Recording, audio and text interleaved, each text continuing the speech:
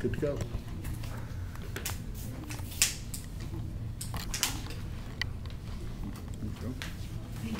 Okay. That's not aiming to arrive. Ladies and gentlemen, there's a clear context for this debate. At the moment, some Blackwater security guards are being tried in the United States for crimes in Iraq, ladies and gentlemen, that they've committed against the Iraqi people. They've been killing people, ladies and gentlemen, they've been killing them indiscriminately, and that we think that this is a fundamentally bad thing. But the failures of these security forces isn't demonstrated by the trials themselves. It's demonstrated by the abuses of the Iraqi civilians by mercenaries, effectively, in this region, ladies and gentlemen. So we think that the excesses of violence by these organisations, ladies and gentlemen, suggest that we should reject them totally. And by that, ladies and gentlemen, we mean that we should kick them out of Iraq, not allow them to practice their services as individual contractors for security. So what is the current situation at the moment, ladies and gentlemen? Well, there's a huge number of troops, American troops, who've recently gone into Iraq as part of the surge. This has been largely effective, ladies and gentlemen. There's well over 100,000 US troops in Iraq right now. But they're also supplemented by private security contractors, ladies and gentlemen, who are largely, ex-SAS, ex-army officials, ladies and gentlemen, who are basically washed-up soldiers, ladies and gentlemen, with nothing else to do, and who work only for money, ladies and gentlemen, whose only incentive to perform security work is money.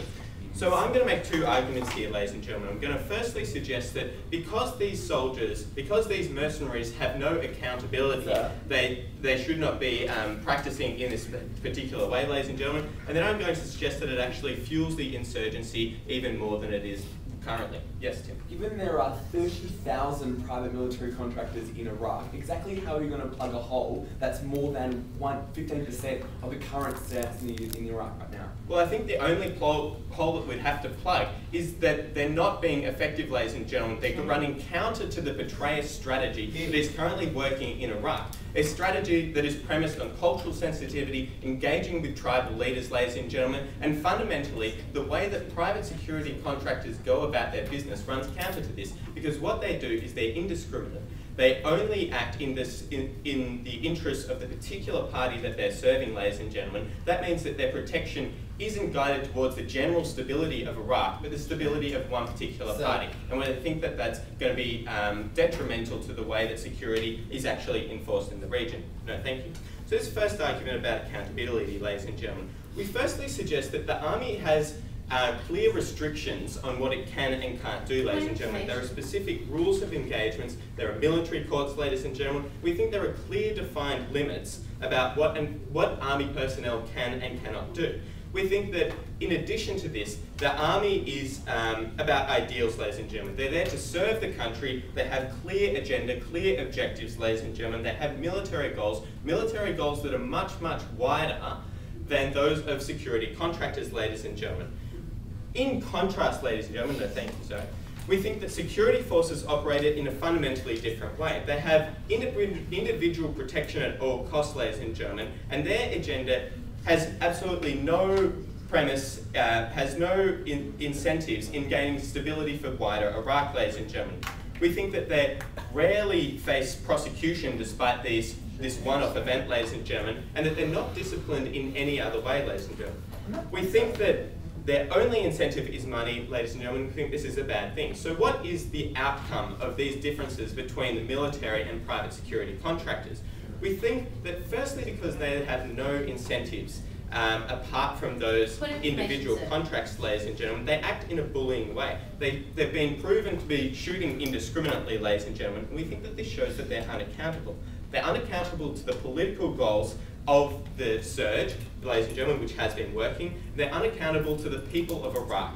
We think that this means that there's nothing to stop them from not observing rules of engagement. There's nothing to stop them from shooting indiscriminately, from bullying the people on the ground, ladies and gentlemen, and we think that this is a fundamentally bad thing. Yes, sir. But isn't the fact that they can be fired or have their contracts not renewed much more easily than, say, you can court-martial a soldier actually mean there's a lot more accountability when you're hiring these firms? No, we don't think so at all, ladies and gentlemen. We think that because of the clear military structure, because of the much greater transparency within the army, we think that there's much more accountability. Because in these private security firms, the only incentive being money, there's no incentive to actually have a transparent organisation, ladies and gentlemen. So in relation to this second argument, I'm going to suggest that this actually fuels the insurgency. We think that the current strategy in Iraq, led by General Petraeus, has actually been working, ladies and gentlemen, and we think this is largely an indisputable fact because violence has gone down, attacks have gone down, ladies and gentlemen, and we think this is all because of the particular strategy that's been enforced. So that strategy is based upon cultural sensitivity. It's based upon engaging with and talking with tribal leaders in the region. We think this has been much more effective using this kind of soft power than the hard power that was originally used in Iraq. We think that because this strategy has been effective and that the way that security contractors operate runs directly counter to that strategy, we think that it will undercut the strategy in total, ladies and gentlemen. We think that because this strategy differs so fundamentally from the way that private security forces act, we think that it's going to undermine the way that the US operates the war in Iraq, and we think that it's going to actually fuel the insurgency. No, thank you. We think that it's going to fuel the insurgency because they act in a way which is bullying towards the people, ladies and gentlemen. They act in a way that is indiscriminate. They act in a way that doesn't take into account the cultural sensitivities of the American-led counterinsurgency force, ladies and gentlemen. And we think this is bad because it's going to change perceptions of the West and affect the strategy of the West in Iraq, ladies and gentlemen. And we think that it's also going to harm the perceptions of the West in general in Iraq, and that's going to fuel anti-Western sentiment from the Sunnis, ladies and gentlemen, from the Sunni insurgency, and also from the Al-Qaeda elements within Iraq. So we think that on those two fronts, ladies and gentlemen, that it's going to fuel the insurgency, that it's going to make things worse, that it's going to undercut the way in which the strategy is currently going, ladies and gentlemen, a strategy that is working, and the fact that these firms are unaccountable and irresponsible, we think that this motion should be passed. Yeah.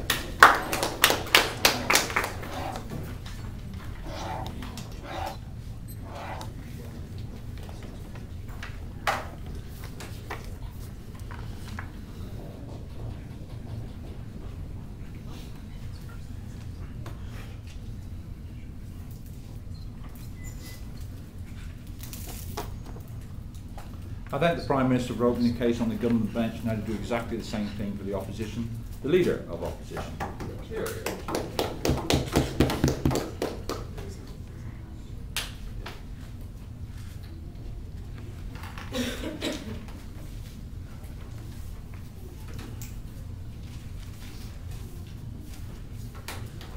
Thank you, Mr. Speaker. The Ethiopian government really haven't analysed the current situation in Iraq. They haven't understood that if you withdraw a substantial percentage of the US administration's involvement in Iraq, that it is going to be difficult to continue the current surge that this side of the House actually supports. Because if you support the Petraeus strategy, you support private military contractors because they allow the Petraeus strategy to actually go ahead. It allows people to actually do this sort of cultural understanding because they're not guarding national NGOs, they're not guarding ambassadors, they're not guarding pipelines, which is what PMCs actually do. So there hasn't been an analysis as to how this actually works. Before I go on to what we're going to talk about, I want to first look at the excessive violence point brought up by the Prime Minister, and secondly, the concept that it fuels insurgency. And what we heard from the Prime Minister was that there are rules of engagement for the military, but not for PMCs. Firstly, that's incorrect. PMCs under US contracts have to actually do the engagement of the rules of engagement of the military. That's the first problem. But secondly, his argument was just because it's about money, there's absolutely nothing to stop these people doing what they want because it's all about outcomes. I'll get to you why the concept of all about outcomes is actually very positive. But secondly, the financial incentive works exactly the other way, ladies and gentlemen. People get thrown out if they don't do what they should have done. Blackwater had its contract suspended with the State Department because of what happened in Baghdad. Yeah. That is a substantial incentive. Multi-million-dollar contracts being cancelled is pretty large, quite frankly, ladies and gentlemen. The US military doesn't have that kind of accountability in its own internal processes. processes. Then what we heard is it's about accountability. It's about, well, these people aren't accountable to anyone. Under the only mission of the Prime Minister, people in Blackwater are under trial. But furthermore, the systems in which you get people to get on as PMCs, well, that can be solved, ladies and gentlemen, by changing the contract in which they signed, by making them more susceptible to US court-martials, which has been a substantial change the State Department is in the process of making. But moreover, the military accountability isn't the kind of golden standard star that the Prime Minister's trying to talk about. In fact, the military are incredibly bad at accountability. Abu Ghraib is a perfect example of that kind of inward culture that doesn't have the kind of accountability. On the second point about failing the insurgency, what we heard was this goes against the betrayal strategy. And I've already said, ladies and gentlemen, that's just incorrect. The Pentagon has openly said that it could not wage a full-scale war without private military contractors because of the concept of efficiency that I'll talk about. I'll take you in a second, sir. But the issue is you allow Petraeus to put his troops where he wants because you don't need 30,000 extra people that you've just kicked out of Iraq at the same point. But moreover, the argument about fueling insurgencies because they're excessive violence, the US military doesn't exactly have a good rap now, ladies and gentlemen. That argument doesn't make sense because the US military doesn't have this kind of ability to stop the insurgency in the first place. We think PMCs are quite good at that. But before I move on, yes. Do you think maybe it's problematic that the US can stay at war abroad when they don't have enough support at home to get the troops through? The political capital point. Ladies and gentlemen, on the opposition we'd say that the ability to wage war and the concept that you're just moving PMCs from Iraq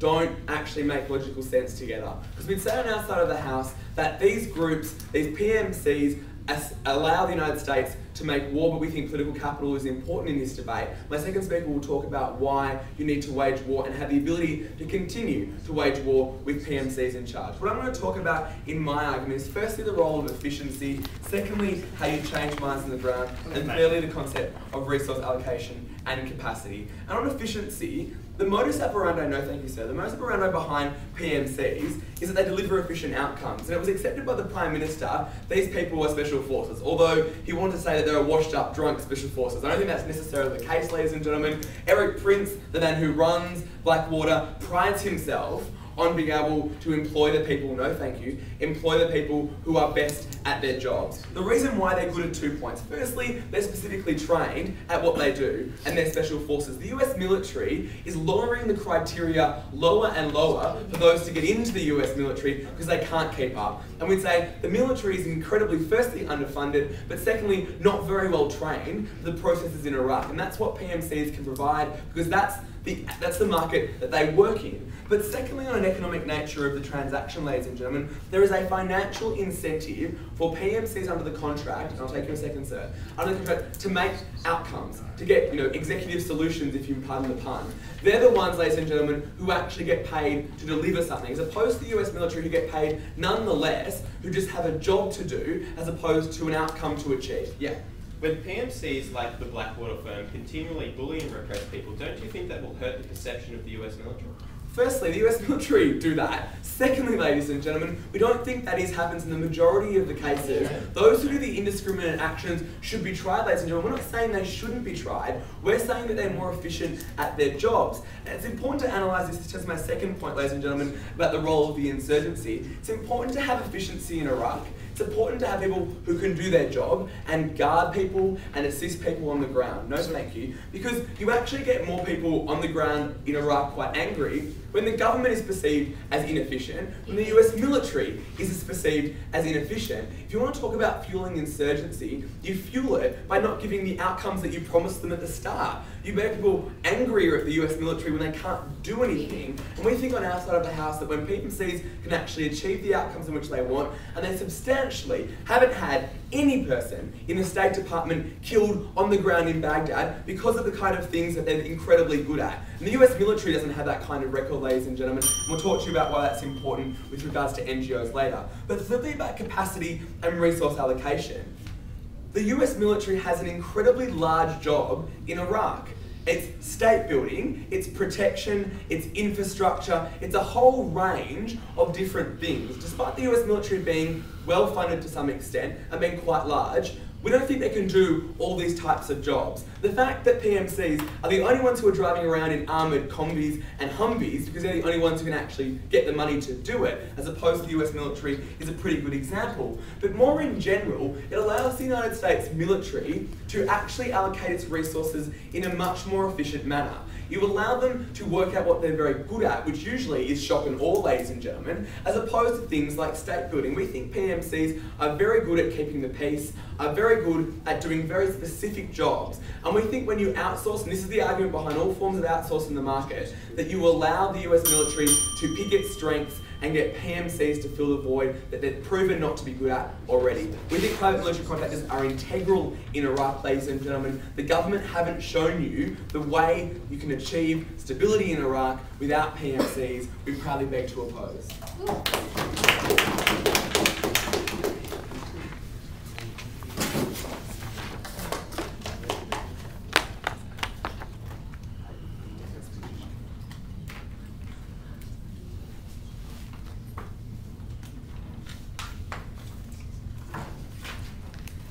I thank the Leader of Opposition. We now come back to the second speech on the government bench from the Deputy Prime Minister.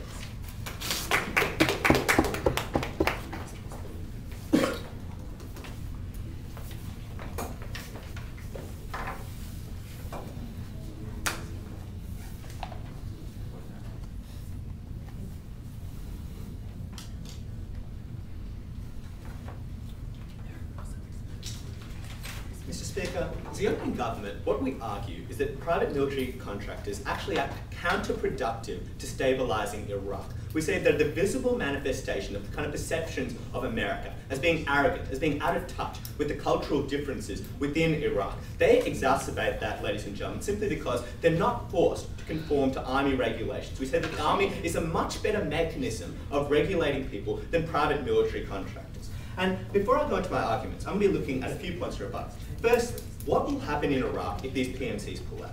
We say, ladies and gentlemen, PMCs are not necessary to success with the surge, as contrasted with what the opposition leader said. Let's look at why this is, ladies and gentlemen. We said that the surge has worked not just because of more troops, but because of a completely different approach. We say the reason for success, ladies and gentlemen, is political, forging accords with Sunni tribal leaders who cracked down on Al-Qaeda, ladies and gentlemen. That's an army process, which has helped stabilise the situation. But also General Petraeus has undertaken more cultural understanding, ladies and gentlemen, actually trying to talk to the Iraqi people in a language they understand, rather than imposing a solution on them, which the American army originally pursued. We said private military contractors clearly undercut that, ladies and gentlemen. They act consistently culturally insensitive, simply because they see themselves as a law unto themselves. They're not forced to constantly be under the command of, say, a military commander who tells them how to act, ladies and gentlemen. All they have to do is protect their guard. And we say that's really problematic because the way they act is incredibly detrimental, ladies and gentlemen, in terms of bullying people, harassing people, and often killing people, ladies and gentlemen. And all we've heard from the other team is that there's trials to discipline them, ladies and gentlemen. We say it's incredibly simplistic to say this, ladies and gentlemen, because all that's looking is at the top level of the abuses of the private military contractors, ladies and gentlemen. We say the substantial level of cultural insensitivity displayed by these people is as damaging, ladies and gentlemen, because it hurts the perception of the West when they hire people to go into Iraq and who simply act in this manner. Secondly, looking at accountability, ladies and gentlemen, we say it's much harder to enforce anything on private military contractors. They're not trained by the army, ladies and gentlemen, in correct protocol, nor are they under any constant surveillance, ladies and gentlemen. They don't have a clear defined chain of command in the same way the army operates. And we say, ladies and gentlemen, furthermore, that they act incredibly problematic and they don't get disciplined in the same manner. Yes, sir. But you can structure your contracts with these PMCs however you want. You can structure so there's monitoring. You can structure so they have to follow your code standards. The US Army, ladies and gentlemen, in their work with these private military contracts, haven't structured them to make them culturally sensitive, haven't structured them to do anything, because it's simply not possible to monitor these people in the same way you can when you've got a clear, regimented chain of command, ladies and gentlemen, which actually ensures that soldiers stay within line. And finally, looking at the financial incentive, ladies and gentlemen, we heard from the opposition that these people can be fired, and that's enough to make them act in the right way. We say that's simply wrong, ladies and gentlemen, because firstly we say that money is not a good incentive because it doesn't force people to act in the right way. And furthermore, it doesn't even force people to act, ladies and gentlemen. We say in the military, if you desert your post, you're going to face a court-martial, ladies and gentlemen. You're going to face substantial consequences. If you're a private military contractor in a dangerous situation, what do you lose other than a bit of money if you desert your post? So we say the incentives aren't strong enough. In the army, we get the right incentives, ladies and gentlemen, which involves some level of idealism, which is incredibly important to stabilizing the conflict. But I'm going to be looking at two key arguments. Firstly, I'll be arguing that what you create are worse soldiers, ladies and gentlemen, through these private military contractors. No, thank you. And secondly, I'll be looking at how this sets a bad precedent for other countries, ladies and gentlemen, in relation to hiring these people. Now, firstly, looking at worse soldiers. We say, ladies and gentlemen, the only incentive for mercenaries is money. There's nothing else. They didn't go to stabilize the conflict to help the Iraqi people. All they do is to simply protect these people, ladies and gentlemen. So we say they don't have the idealism of American soldiers, because American soldiers go to war to fulfill the aims of the occupation, ladies and gentlemen, which is to actually lead to some political settlement, which is actually to improve the conflict, ladies and gentlemen. So we say this is a real problem, because what this does is that when money is an incentive, you actually hurt their capacity to act in a way that will actually solve the conflict, ladies and gentlemen. Because they've got nothing to lose if they leave their post, ladies and gentlemen, in a dangerous situation, except for a bit of money. We say that's not an incentive enough to actually ensure that these people act in the right way. And so we say, ladies and gentlemen, if someone's life is at risk, money may not be enough to force them to act properly, ladies and gentlemen, or even to act at all. We say that's a real problem, ladies and gentlemen, when we need the commitment of soldiers to stabilize the conflict. And you see, we can contrast that with the US soldiers, ladies and gentlemen. Because as I've already said, if US soldiers desert their post, if US soldiers act in a way which is really detrimental, there are clear chains of command. There are clear ways to discipline them. There's court-martial processes, ladies and gentlemen. So we say there's a heavy burden on them which simply PMCs don't face.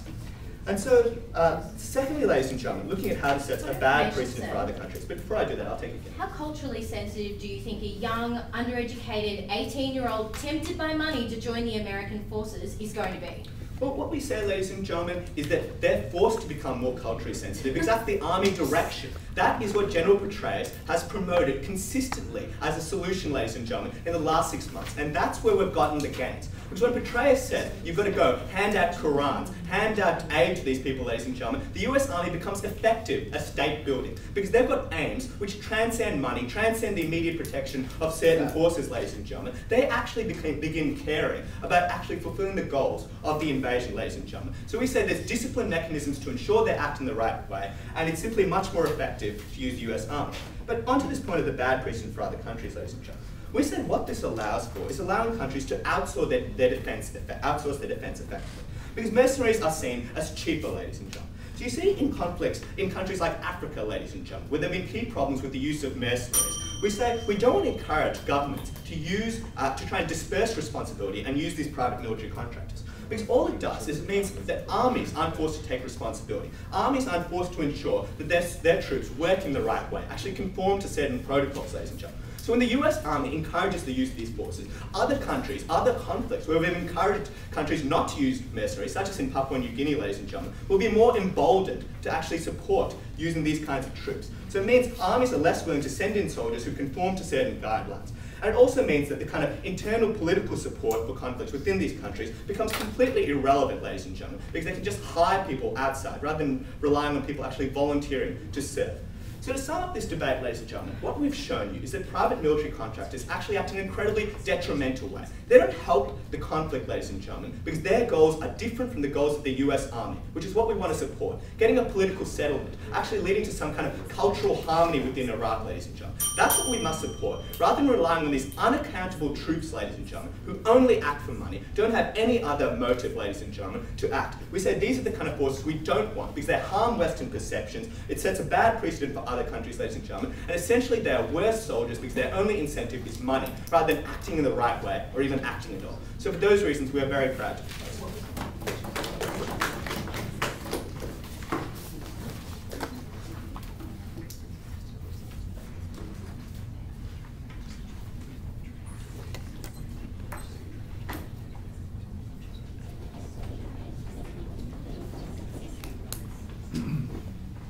I thank the Deputy Prime Minister.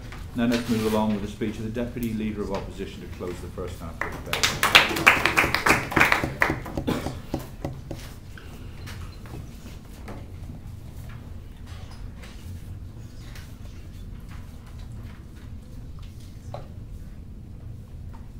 Ladies and gentlemen, Kieran got it exactly right when he said that the goals of contractors in Iraq are different to the goals often of the American forces. And we'd say that's because the American forces don't just have one objective, like has been asserted by the opening government in today's debate. They in fact have 18 different objectives, ladies and gentlemen, and one of those objectives involves the requirement of guarding things like officials, ladies and gentlemen, so they don't continue to get blown up so we can actually get development. They involve things like protecting NGOs, which play a very important role in the Iraqi context. It's been an absolute assertion by the opening government in today's debate that these people are gung-ho, that they're apparently murdering Iraqis everywhere and being very insulting to their religions. They haven't, not one stage in their speeches, substantiated that. The only time when they talked about insensitivity and people effectively going off the rails, they then went on to talk about how they're being prosecuted at the moment, how they're being held accountable for those actions. Their case just doesn't hold up in reality, and we've also seen a consistent failing on their part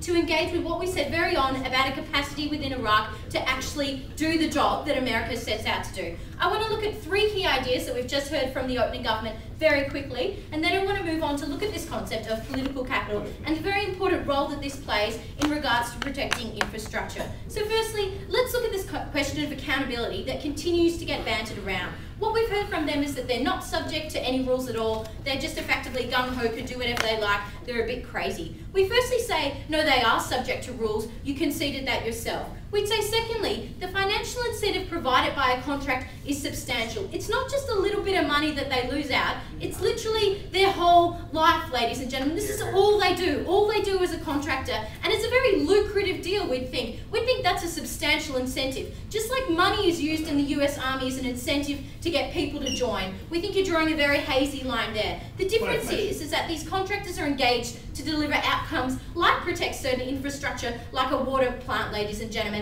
And when they don't do that, that's when they lose their contracts. We'd say even if you can change the terms of engagement, like we have been seeing happen increasingly, we don't think the US Army is silly in throwing money at people that aren't delivering outcomes in today's context, especially given they're not prepared to throw money at the problem without seeing any outcome. We'd say more importantly in regards to accountability, we think there's a quality that contractors bring to today's debate that hasn't been acknowledged by the opening government, because they are substantially more experienced than anyone in the American forces, ladies and gentlemen. They come from the elite of the forces when they decide to leave the army, ladies and gentlemen. They're substantially trained, and we don't think that they're these crazy incentive people that just want to go around offending all the different groups within Iraq. That's just not true. When you do get offence, ladies and gentlemen, is when you have things like Abu Ghraib, when you have a stretching of resources, which comes when you lose 30,000 soldiers, ladies and gentlemen, when you get undereducated people in the forces that don't suddenly become idealistic because they join the American forces.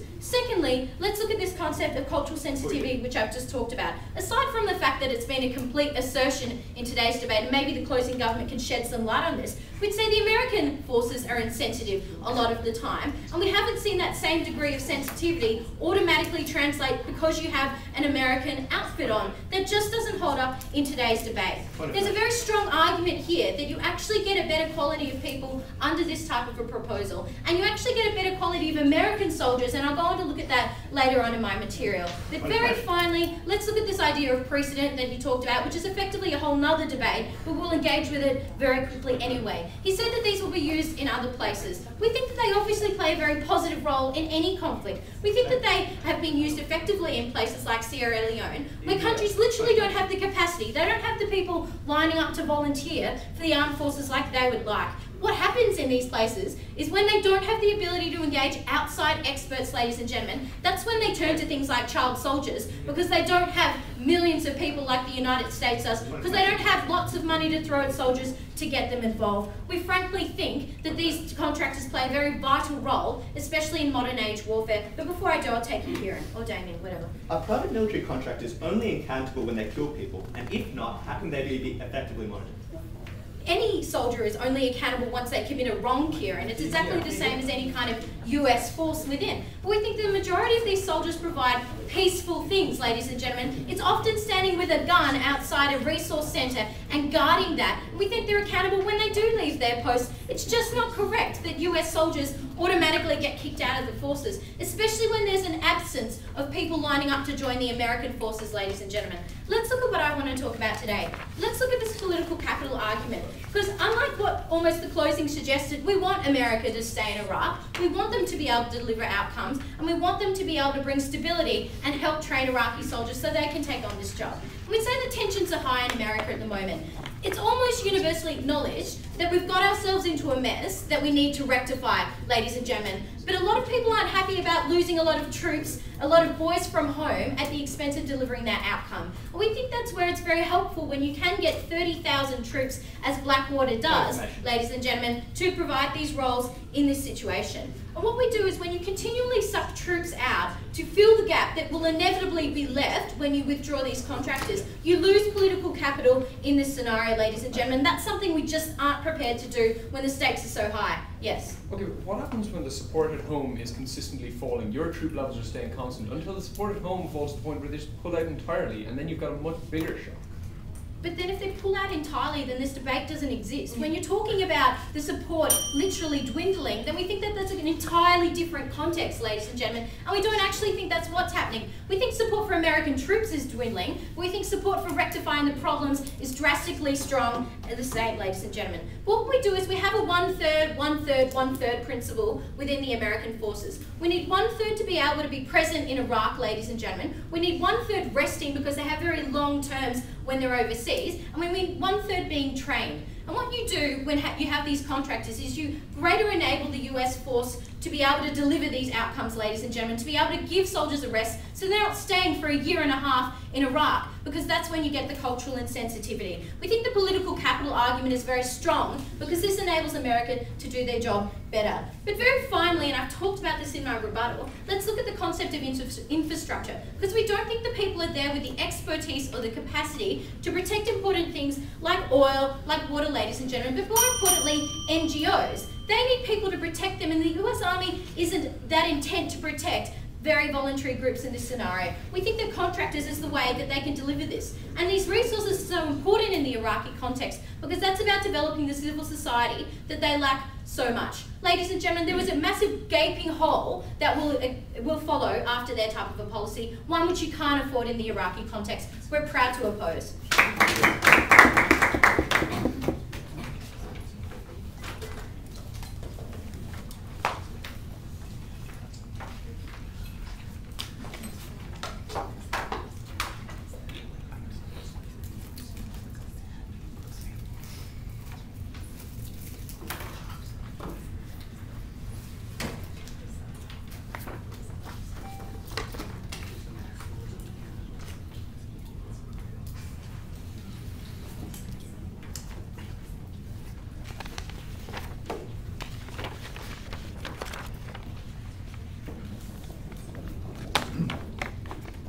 I thank the Deputy Leader of Opposition. Now to open the case for the closing government team, the Member of Government.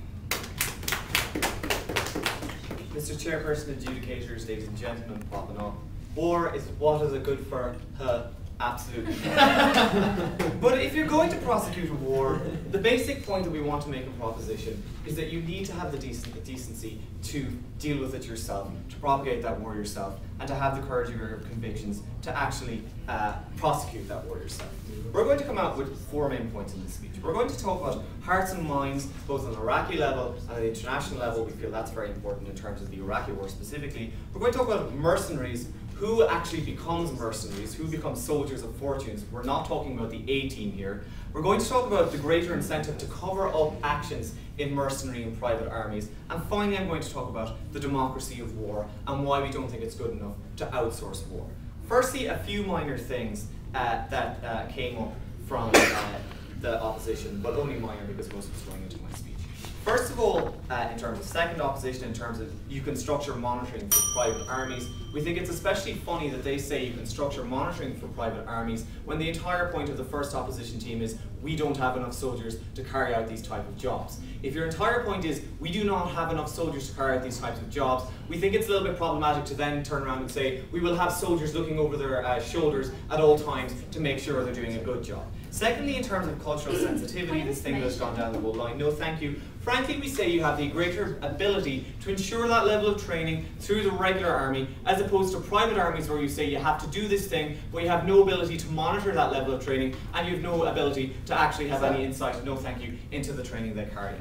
But firstly, onto hearts and minds, and we want to talk about the message to Iraqis, a message to the US, and a message to the international level.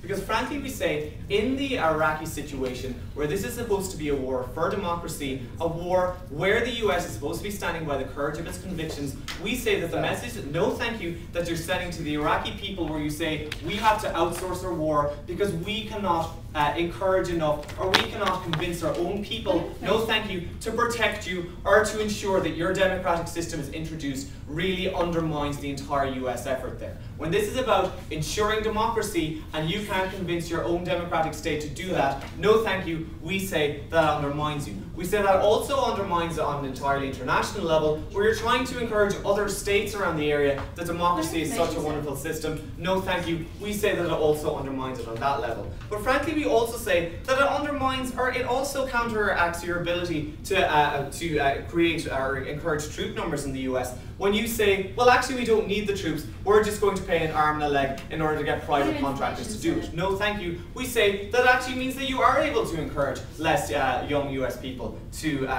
basically go to Iraq, because they say, well it's not our job anymore. When you say to the US people, it's not your job to support, to prosecute the war that you support, then that is not good enough. No thank you. Secondly, on mercenaries, who becomes mercenaries? We say that it is largely about money, that it is only about personal protection, but we do say that the larger problem is that these are people who frankly left the regular army because the regular army wasn't exciting enough for them, because all they were doing was peacekeeping, they weren't doing anything that wasn't interesting enough for them. The people who become involved in mercenary armies are predominantly type A personalities who do it not for the national pride, not to encourage to support their country, but do it because frankly they want more excitement and because they want to be involved in war situations. And we say that when you say to these people, you put them guarding pipelines, these are the type of personalities that you don't want put in those situations. These are highly strung personalities, and that's why mercenaries are much more likely to cause you problems in long terms than regular army units are. I'll take you, sir. What undermines democracy in Iraq is when you don't get enough troops to deliver stability that you promised in 2004. At least our model provides some form of troops. No, I'm going to get on to that in terms of my democracy of war fair, because frankly we don't think it's good enough. But first of all, I'll say greater incentive to cover actions. Because when their entire opposition was also based on the fact that when these private contractors lose their jobs, they lose their whole life, they lose future contracts. We say that frankly, that gives them an incentive to cover up their actions. They also pointed out that the army, even if they do, no thank you, even if it is on, like their actions are uncovered, that they don't lose their jobs, they don't lose their money, that gives them greater incentive to actually uncover those actions. We say that reputation plays the exact opposite effect in both cases. If you lose your reputation in a private contracted army, that means that you lose future contracts and you lose future jobs. No thank you. If you ruin your reputation in the national army, that means that you bring shame on the entire armed forces. You bring shame upon yourself, you bring shame upon your comrades. And that means that, no thank you, that commanding officers want to rectify that situation to bring the least amount of shame onto their armies as possible. And also in terms of commanding officers, there's a huge difference there.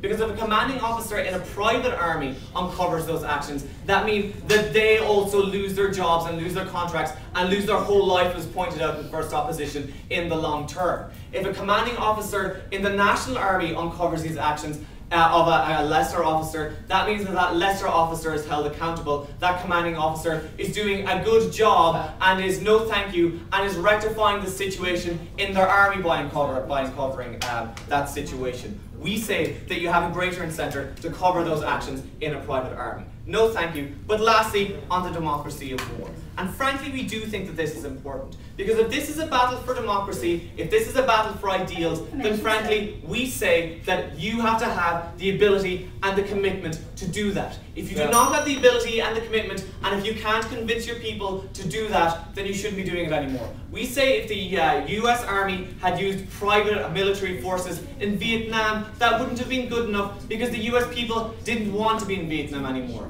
If US soldiers aren't signing up for the army, then that is democracy in action. That is the US people saying, we no longer want to be in Iraq, we no longer believe that Iraq is a just situation. We say if you do it on money only, that you don't deserve to be there. We find it absolutely abhorrent that they pointed out Sierra Leone as a good example, because frankly we say Sierra Leone, situations like that, situations like Bosnia, were just warlords with a minority of support imposing their will. If you have a minority of support, you don't deserve to impose your will, you don't deserve to win those wars anymore. And we think also if their entire point is the US aren't willing to protect NGOs, the people who they pointed out are immensely important in terms of creating a civil society in Iraq, that just points out the larger problems again. If you're not willing to protect the people who ensure democracy, who ensure that the situation are actually going to be better, then that is moral bankruptcy. And people who are morally bankrupt, people who can't motivate their own people enough to actually fight in wars,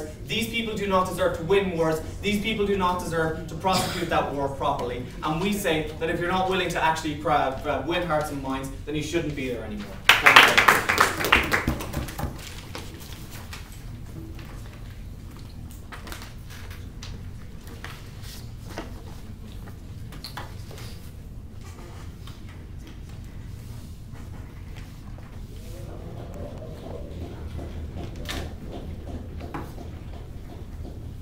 I thank the Member of Government now to open the case for the final team in this debate, the Member of Opposition.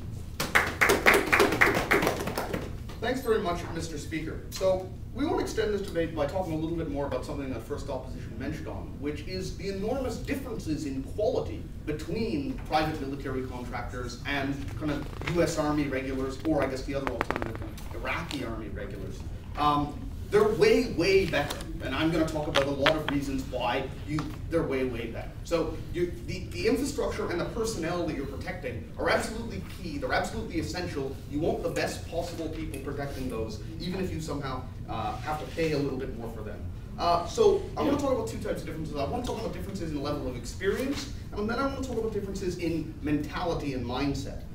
So first of all, obviously these guys are disproportionately older. And they're disproportionately more experienced. They have more life experience, and they have more experience kind of doing military type things. They also, Mr. Speaker, have much more experience at doing security work in particular, right? Because not only is a kind of a 20-year-old Marine has much less experience in military, they have much less experience doing security work. They also tend to have much less experience kind of in country or in foreign countries or dealing with particular types of culture. A lot of these guys who do security work are specialized in particular regions, or they speak more of the local languages, know more of the local customs. We think that kind of experience is really, really important.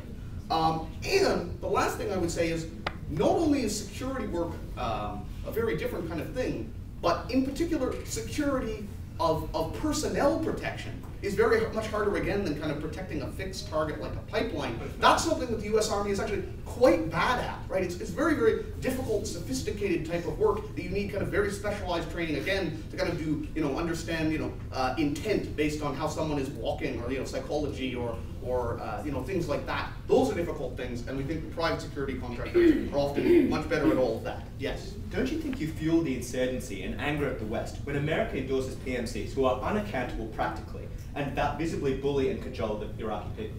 We don't support bullying and cajoling PMCs. We support really high quality PMCs. And I think it sends a good message when you're protecting the infrastructure of another country and you're doing that effectively. We think the effectiveness sends a good message. And so that's why we're resting on effectiveness. So I think those are differences in experience. And the last thing I would say under experience is these guys are in many cases the cream of the crop. Not just ex-Army, ex-Special Forces, and they're just very good in general. So the second thing I would say is there are huge differences in mentality between an 18-year-old or 19-year-old Marine and a 35-year-old guy who's in this for money. And we think the professionalism difference is very, very important. So first of all, I want to directly clash with something Second Prop said, that these guys are somehow crazy and more aggressive. I think the person who joins the army or high school to go overseas and kill some Arabs or something like that, right, tends to be a much more aggressive person. These guys didn't leave the army because it wasn't aggressive. They left the army where you can go do very exciting frontline work and to choose a life of, protecting buildings and pipelines because that's more lucrative, right? They didn't choose more exciting lifestyle, they actively chose a less exciting lifestyle than staying in the US Army. So we think that's a very different level of aggressiveness. We also think there's a lot kind of less nationalistic and kind of sense that you have on Marines. It's a very much like America first, and a lot, some types. There's a certain type of soldier who can have very nationalistic, some kind of even racist attitudes. We think the professionalism of someone who's in this for the money, we tend to have a much lower type of that attitude. We also think there are differences in, say, the group mentality of Marines. Like Marines, they train as a unit, and it's very much about protecting other members of the unit. And so we think you get a lot more types of cover-up or kind of groupthink problems that you don't get with generally more individualistic members of the security profession.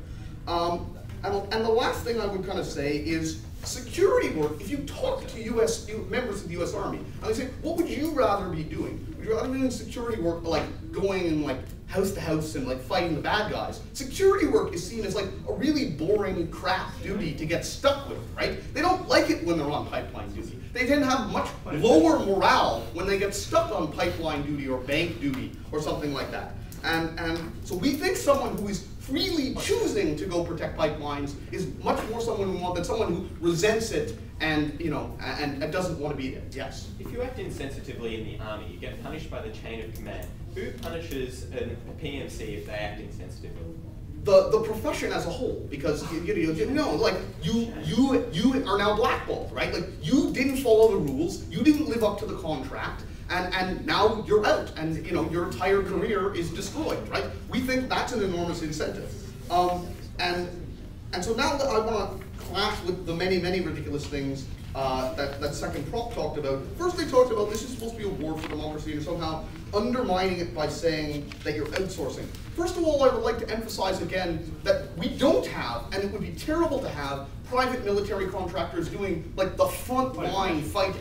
Right? We think there's a huge distinction between that kind of front line fighting and the second tier security work.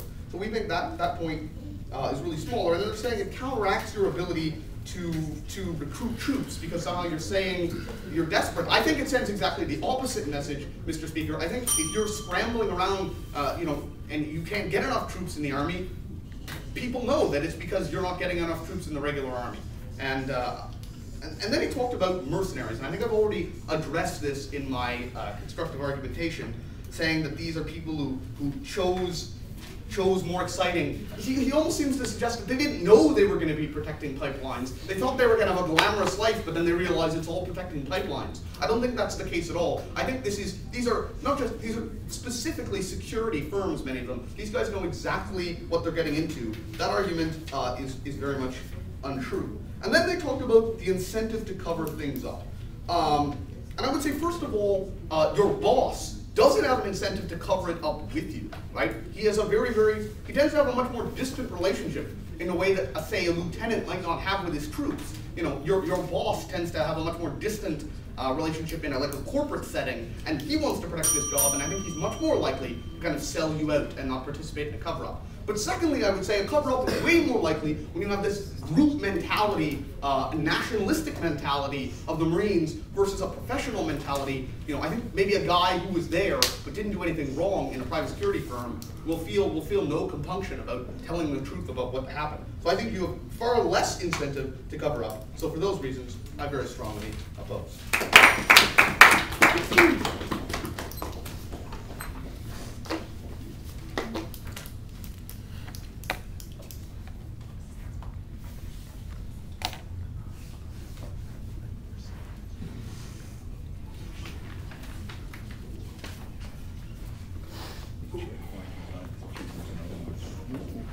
I thank the member of opposition. Now to conclude the government case, the government with.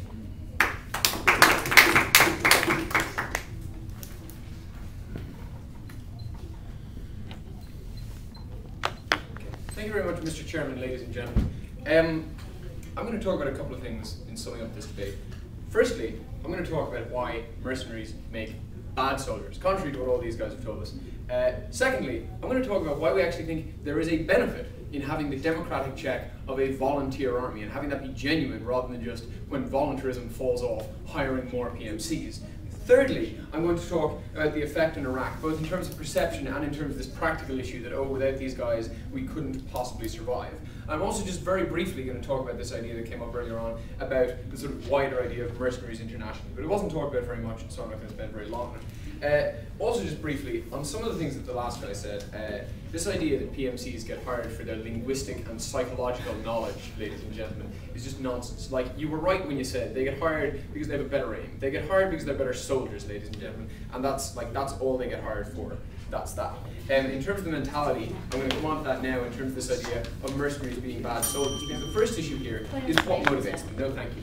We say that being motivated by a loyalty to your nation, what he sort of painted as this awful racist, xenophobic nationalism, is actually a good thing, ladies and gentlemen, because we think it's a good thing if you are more concerned about bringing shame on your nation by doing something wrong, by committing an abuse, by committing a crime, or anything like that, than if it's a purely financial calculation. Will I gain more money by stealing this thing now and potentially losing my job if I even get found out, or will I gain more money by carrying on within the rules, ladies and gentlemen? So we think money is actually a bad motivation. We also think money is something that you're less likely to risk your life for than a belief in some kind of higher ideal, and that's pretty important when you're talking about people in an army, ladies and gentlemen. But more importantly, again, we've told you, no thank you, that in terms of the motivations for these mercenaries, yes, we say you are talking about your Type A personalities. You're talking about your people who weren't entirely comfortable with the very strict command structure that they faced in the army, ladies and gentlemen. No thank you. Like, you're talking exactly as this guy said about people who want something that's more individualistic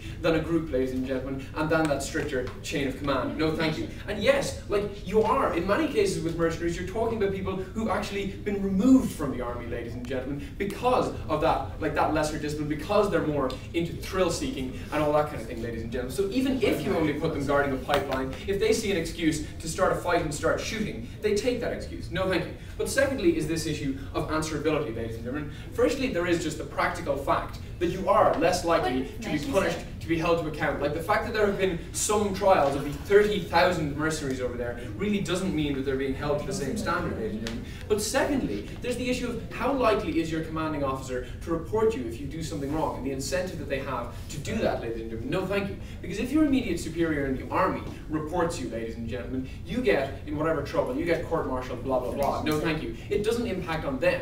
Whereas if your commanding officer in your little mercenary unit, ladies and gentlemen, if you're part of his team, and, what happens to you impacts on the hireability of your team, ladies and gentlemen, no thank you, gets your team, as this guy just said, blackballed and less likely to be hired again, then you have no incentive to report them, every incentive to cover them up. No thank you.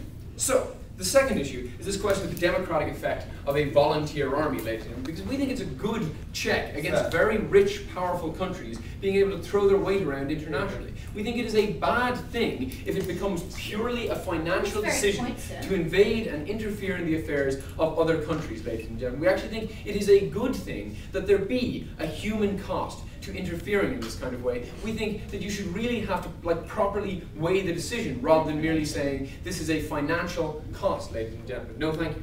But I also want to talk about the issue of in the event of a withdrawal that I raised in a point of information to the first opposition, ladies and gentlemen. We think if what you have is, as the level of support falls off, your presence falls off, ladies and gentlemen, no thank you. As your number of volunteers decreases, your army presence decreases, then we don't think it's as big a shock as if you have, no thank you, your voluntary army decreasing and your PMCs increasing to cancel it out, until suddenly you've reached the stage where your domestic support is so low that you get a withdrawal, as you got in Vietnam, because then, no thank you, rather than just tapering off, ladies and gentlemen, as your support has been diminishing, you get a sudden withdrawal of all your troops and your PMCs, ladies and gentlemen, which we think is much more destructive.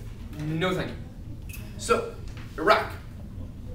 First of all, what is the perception within Iraq? I think Tony's already told you about the big issue, and this links back to the question of not having a human cost to the same extent anymore. The message is that the American people don't care enough, ladies and gentlemen, that they're more willing to throw their money at the situation than their lives or their children or their people or anything like that. And we think that's a negative perception for the Iraqis. Moreover, we would just look at the fact that how do they react to abuse from the mercenaries, ladies and gentlemen. And like even when it's not like criminal abuse, there is still the issue of cultural sensitivity. I'll take you on this just once I've explained this idea. Because the fact is, ladies and gentlemen, with your army, like with your crazy racist 18-year-old who joins the army, they have compulsory training, ladies and gentlemen, in their cultural sensitivity on this kind of thing. Someone who comes along with their military experience as a member of a private military contract, ladies and gentlemen, just isn't going to accept that. Like they're going to come along and say, I know how to do my job, I've been shooting people for years, ladies and gentlemen. Like they don't subject themselves to that same kind of training. Your opening believed that America should stay in Iraq until the solutions were delivered. How is that consistent with your extension, which says that when troop numbers can't be filled anymore, countries should withdraw, as is the case in America? Okay. Firstly, we think that if America doesn't have the domestic support to stay in another country, they shouldn't do that. We think the fact that they have 100,000 volunteer troops there suggests that they do still have some amount of domestic support, ladies and gentlemen. But in terms of this idea of filling the gap, I will talk about that now. Like, what just happened 3 days ago, or 2 days ago even, when the British withdrew their troops from Iraq? The Iraqi army stepped up to take on more frontline positions, more of the basic, like, grunt work, basically, ladies and gentlemen, because they've already had a couple of years of training now. The US army and, like, the other armies that are present, the other more experienced soldiers, started taking more, like, backseat positions, more supervisory positions, because the basic roles can now be filled by the Iraqi army. We think that's a positive progression toward Iraq taking over its own security, which sooner or later they're going to have to do completely. So lastly then, mercenaries internationally, we see a lot of harms here. Firstly, we see that, using mercenaries extends and distorts wars, because you can keep fighting after your own people and your own resources have been exhausted. We see that a rich minority can win a war, take over an area, ladies and gentlemen, but lead to long-term instability because they don't have wider support. We see that in countries in Africa, we've seen local warlords buying off mercenaries for more money, ladies and gentlemen, and we've seen lots of secondary harms in places like Bosnia, where people have turned to things like international crime, to drug running, to human trafficking, in order to fund mercenaries to perpetuate their war. So we think there's lots of other problems in kind of the international scheme of things to using mercenaries that we think the United States should actually set a good example by not using them. So for all these things, because mercenaries make bad soldiers, because the United States should take responsibility, we're very happy to stand in the proposition.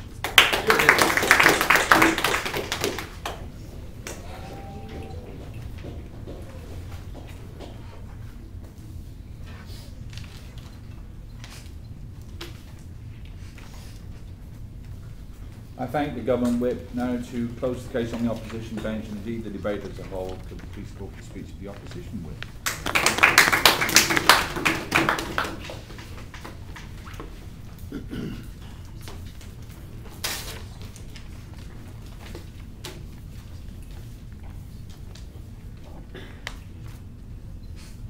Mr. Speaker, I would like to break this debate down into 3 main themes, but first we're going to do a little bit of refutation about what was actually said in the Prop Whip speech. Okay, so they first of all actually said, they first of all overlooked Robert's extension. They said, we don't, part of what he said, they said, we don't believe these people actually are more qualified. We don't believe that you can hire people who have language skills or psychology skills. What we're going to say is they don't necessarily all have these skills, but what a lot of these firms look for is to have at least one per group. And this is something they can because they're dealing with older people who are more mature and, as Robert said, have different mentalities and are often more experienced. So we think the ability to hire people to have these things actually does do a lot. So what they said about this not existing and therefore these people not being more qualified is patently false. And then they said that you're less likely to risk your life for money. And we think that this is actually sort of a mischaracterization of what we're saying. First of all, Marines also work for money. That's why they go partially. They believe in a cause, but they also go for this reason. Secondly, we think they're still volunteers. If you really don't want to risk your life, you're not going to go there because you're getting paid to risk your life and to protect people in a dangerous environment. We think that these are people who are choosing to do this. And in fact, if they wimp out and don't actually protect who they're supposed to protect, they can be fired. There's a certain level of risk they're required to take based on their contracts. And we can send the people home who don't want to do this. They know what's going on. So we don't think that that's actually true. Then they said that they're more likely to be thrill seekers. As Robert really showed you, it's actually the Marines who are more likely to because these people know what they're getting into and it's protecting infrastructure and NGOs. They're not lied to, Mr. Speaker, so that was just ridiculous. And then, so that's just ridiculous. And then the rest of the stuff I'm really going to attack in the main themes about democracy and war and how you need to be all in there on your own. So what's the first main theme here today? The first main theme and the most important thing that we need to talk about is what is the result we want and need in Iraq. That is the main thing here. Because on this side of the House on first prop, they said the most important thing is to follow the surge. And I think all up and down government opposition benches, you've heard this one thing. You can only follow the surge if you have this supplement. You can only follow the surge if you have the most qualified people doing the things and acting in the places where they are best used. Yes, not everyone here is an American soldier. 15% are from these other companies. We say you still have the majority of people who are in there who are American soldiers, and you have the American soldiers doing what it is they want to do, which is fighting the actual war, and you're hiring the other people to do the less ideologically important stuff, but still very important to infrastructure, like guarding that. So we think that that's very important, and you need to create stability. If we cannot create stability under their model, which we don't think that you can do, because we think that the US military isn't going to like having to do these boring jobs, and we also think they're spread too thin, then their case falls because they admitted that the surge should work and that they're fans of it. And then, what I'm going to point out now is on second proposition, they didn't even seem to really care about the surge. They seem to say, oh, America doesn't support being in war here. If you don't support being in war, you shouldn't.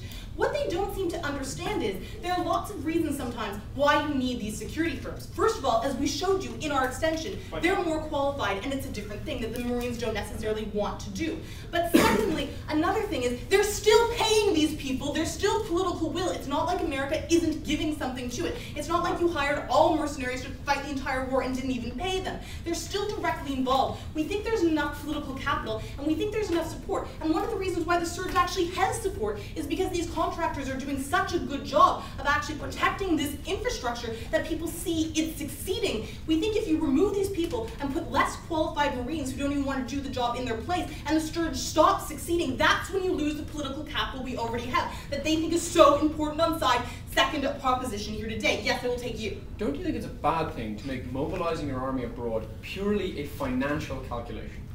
It's not purely financial. They're first of all volunteers, and secondly, we went to this war because we believed in something. Whether or not it proved to be right, we created a mess here that we had to solve. You don't seem to care about the people of Iraq and how if we desert them or if we pull out these people, there are huge consequences for them. The US went in and started something, so did Britain. We think that they should foot the bill for the people who are best qualified, because it's not your right to screw people over and then just leave whenever it is you want because you can't get the extra 30,000 soldiers to actually do something effective and then lose the political capital because there are boys dying who aren't qualified to do what they were set up to do in some place like Baghdad. So what's the next main question I want to talk to you about here today? We want to talk to you about how you create stability in Iraq. We think you create stability in Iraq by following the surge, which they admitted on this side of the House. What exactly does the surge mean? It means getting the people who are most qualified to doing the jobs, actually doing them. And Robert showed you this. People are more mature. He showed you they can often hire people with more skills. We've shown you the incentive about losing your career. They said that, no, it's much bigger to actually be connected to the military, and cover-ups are more likely. I don't think cover-ups are actually more likely, because if you're somebody's boss and you cover up what they did, when that comes out, your entire company will go bankrupt because you are patently bad at what you do. We think that the disincentive versus incentive thing is basically the same on both sides. It's just different, but it's still pretty much equally powerful. So we think you create stability in Iraq by having people who are good at what they do and are accountable. We've even showed you they're more accountable because it's very easy to fire Blackwater. That's the only example they gave you of who's screwed up. One example about Blackwater. And that might even be a decent point if Blackwater were the only people we could possibly hire. But we've even shown you how we've dealt with Blackwater, how there are other firms we could use, and how we set the standards, as Robert said in a POI.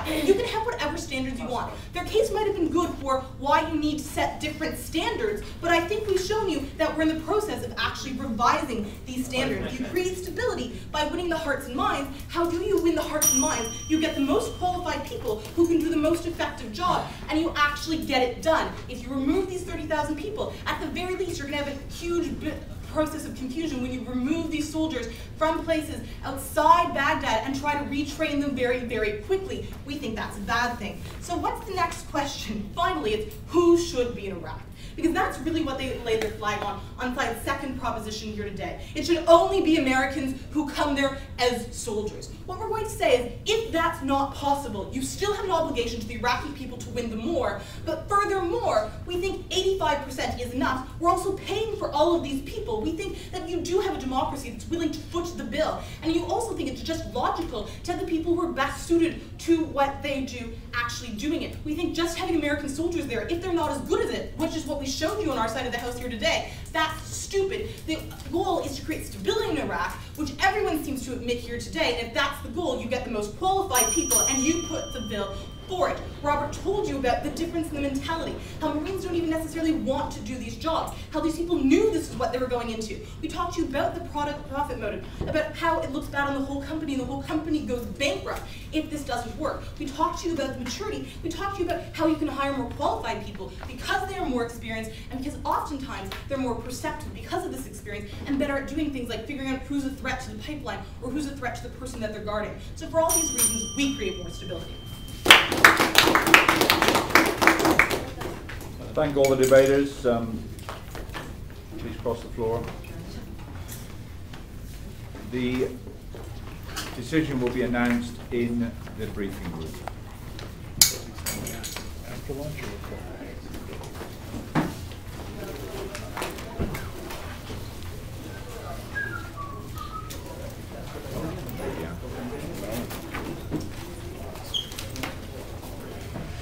We'll lose those plane tickets. These are just souvenirs at this stage.